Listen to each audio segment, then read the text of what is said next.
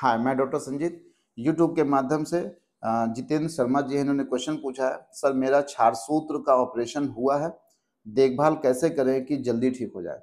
ऐसे ही यदि आपके पास भी कोई क्वेश्चन हो, मलद्वार में जो रोग होते हैं जैसे पाइल्स, फिशर, फिस्टुला और पाइलोनरी साइनस से संबंधित कोई भी अगर आपके पास कोई भी इस बीमारी से संबंधित कोई क्वेश्चन हो तो प्लीज ऐसे ही क्वेश्चन पूछिएगा। मैं कोशिश करूंगा कि इस यूट्यूब के वीडियो के माध्यम से आपके क्वेश्चन का आंसर दूंगा। और प्रत्येक शनिवार हम कोशिश करेंगे कि शाम को 2 बजे से 4 बजे तक हम लाइव रहें, ताकि आपके क्वेश्चन का लाइव भी आंसर दे पाए। तो इन्होंने जो पूछा है कि क्षारसूत्र का ऑपरेशन के बाद देखभाल कैसे करें, तो जितेंद्र जी आपको एक चीज में और मेंशन करना था कि जो क्षारसूत्र से आपका ऑपरेशन हुआ है वो किस बीमारी का हुआ है, पाइल्स का हुआ है, फिशर का हुआ है, फिस्टुला का हुआ है या पाइलोनाइडल साइनस का हुआ है। क्योंकि चारों बीमारियों के ऑपरेशन के बाद जो साफ सफाई का तरीका होता है वो चारों का थोड़ा थोड़ा अलग तरीके से होता है।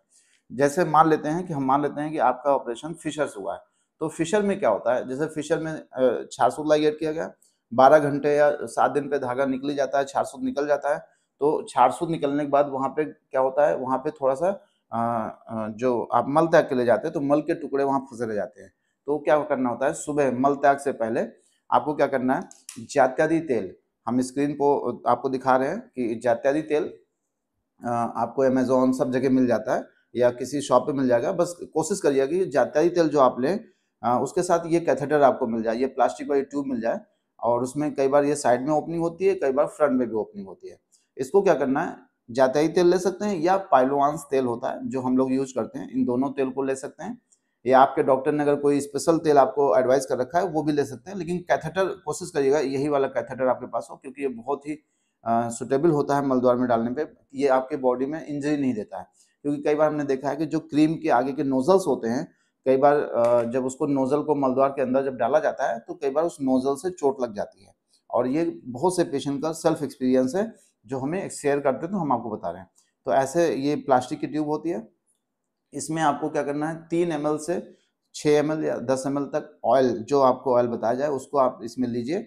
और सुबह मल त्याग से पहले इसको हल्का सा, इतना सा बस आपको गुदा मार्ग में इसको अंदर डालना है। और बहुत जेंटली अंदर डालिएगा, क्योंकि आपका ऑपरेशन ऑलरेडी हुआ है, मलद्वार में ऑलरेडी वहाँ पे घाव है। अगर इससे आपको वहाँ पे चोट लग जाएगी तो और आपको पेन बढ़ जाएगा। तो आपको हल्का सा बस केवल 0.5 सेंटीमीटर या 1 सेंटीमीटर इसको गुदा मार्ग डालना है, और जो 3 ml आपने तेल भर रखा है इसको ऐसे अंदर डालना है। तो इसकी वजह से क्या होगा, मैं आपको इसका फायदा बताने जा रहा हूँ, देखिएगा। ये पिक्चर आपको विजुअलाइज हो जाए, मैं यहाँ पे रख के बता रहा हूँ, क्लियर है। देखिए, जैसे मान लेते हैं ये फिशर था, फिशर में क्या होता है कि जैसे यहाँ पे मान लेते हैं आपका ऑपरेशन हुआ, तो ये होती है एनल कैनाल की, ये एनल कैनाल है पूरी, और इसको हम एनल वर्ज कहते हैं, ये वाला एरिया एनल वर्ज होता है। और ये एनस होता है, और एनस से लेके यहाँ पे होता है एनोरेक्टल जंक्शन। तो इसके बीच में जो लेंथ होती है वो 4 सेंटीमीटर की लेंथ होती है। और एनोरेक्टल जंक्शन से ऊपर क्या होता है, ये आपका होता है रेक्टम। और रेक्टम में क्या होता है, हमारा मल, यानी जो हम स्टूल करते हैं, जो स्टूल मतलब जो मल है हमारा, वो यहाँ पे स्टोर होता है। तो जब हम सुबह मल त्याग के लिए जाते हैं तो ये मल हमारे बॉडी से क्या होता है, बाहर निकलता है। तो अब चूंकि आपके गुदा मार्ग में ऑलरेडी चोट लगी हुई है, चोट लगने से, चोट का मतलब भाई सर्जरी हुई है तो एक तरह से चोट लगी हुई है। तो जब मान लेते हैं कि यहाँ पे गुदा मार्ग में हमें कट लगा हुआ है, एग्जाम्पल मान लो मैं ब्लू से बना रहा हूँ, ये कट का निशान है, ये यहाँ पे चोट लगी है। तो जब ये मल हमारे बॉडी से बाहर आएगा, तो जब इस कट पे वहाँ पे फ्रिक्शन की वजह से या चोट लग, दोबारा जब उसे प्रेशर पड़ेगा तो हमें और पेन होगा। तो अगर हम ये ऑयल को अंदर अगर पुश कर देंगे, तो बिकॉज ऑफ ऑयल, मान लेते हैं व्हाइट कलर से हम ऑयल बना रहे हैं, तो ये ऑयल की वजह से ये एनल कैनाल और जो हमारा ये मल का पहला टुकड़ा, ये क्या हो जाएगा, लुब्रिकेट हो जाएगा। तो इसकी वजह से क्या होगा कि दोबारा जो चोट लगी है उस पर दोबारा चोट नहीं लगेगी, पहला। दूसरा क्या है कि जो ऑयल हम आपको बता रहे हैं, चाहे वो पाइलवांस हो, चाहे जात्यादि हो, चाहे काशी शादी हो, या जो भी ऑयल आपको डॉक्टर ने बताया, वो ऑयल के अंदर ये प्रॉपर्टी होती है कि उसके अंदर कोई भी बैक्टीरिया ग्रो नहीं कर सकता है। और वो मेडिकेटेड ऑयल होता है, तो एक तो आपका जो घाव है उसको भरने में हेल्प करेगा। दूसरा, जब आप मल त्याग के लिए जाएंगे तो बिना फ्रिक्शन के, बिना वहां पे घर्षण के, बिना चोट पहुंचाए आपका मल आपके शरीर से धीरे से बाहर निकल जाएगा। एक तो मल त्याग के समय आपको दर्द नहीं होगा। दूसरा, चूंकि वहां पे घाव लगा है, तो घाव होने की वजह से मल के टुकड़े उस घाव पे रुकेंगे। जब रुकेंगे तो आपको क्या होगा, वहां पे इंफेक्शन होने के चांसेस बढ़ जाते हैं। तो ऑयलिंग करने से का फायदा क्या होता है, एक तो हमें चोट नहीं लगती है तो उससे पेन नहीं होगा, मल के टुकड़े वहां देर तक स्टे नहीं करेंगे या फंसेंगे नहीं तो आपको इन्फेक्शन नहीं होगा।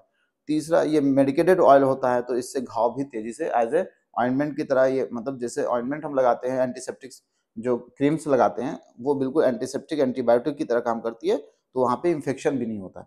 तो ऑयलिंग करिए। उसके बाद सुबह मल त्याग से पहले आपको ऑयलिंग करनी है। ऑयलिंग करने के बाद जब आप मल त्याग से बाहर आएंगे तो आपको गुनगुने पानी में सिड्स बाथ करना है। गुनगुना पानी, इतना गुनगुना पानी होना चाहिए कि जितना गुनगुने पानी में बैठने से आपको कोई दिक्कत ना हो।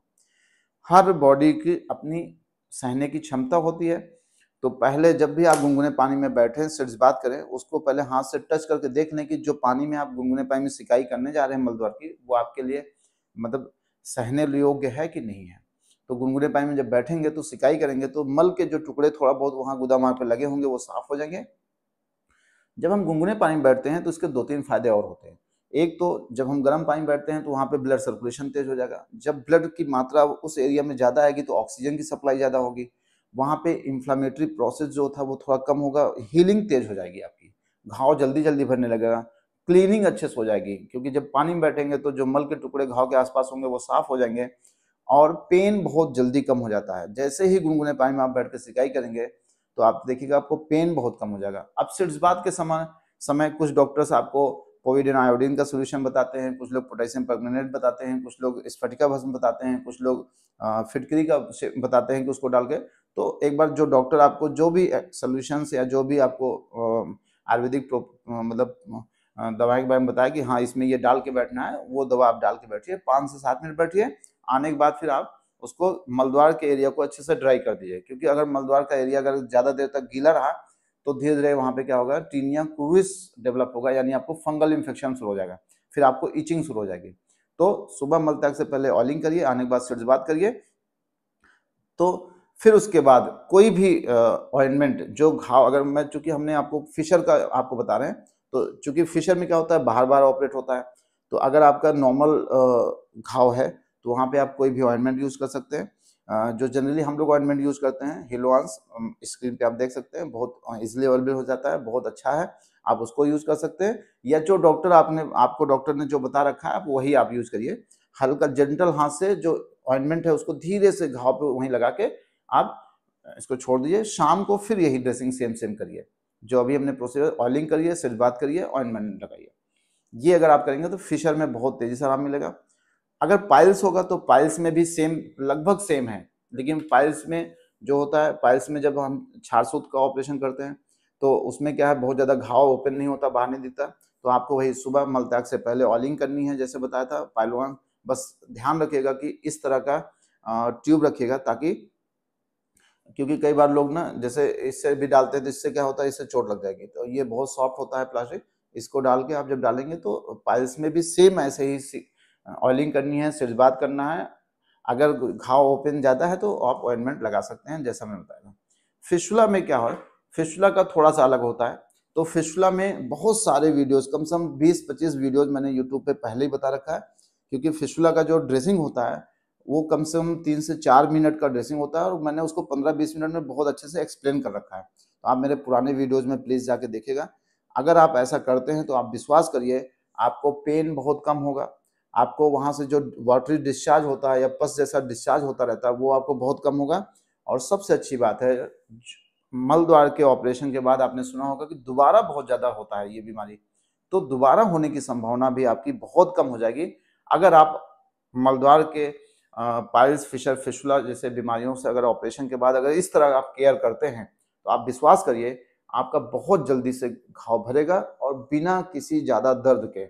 तो एक बार आप मेरे पुराने वीडियोस जाके प्लीज आप देख सकते हैं। धन्यवाद।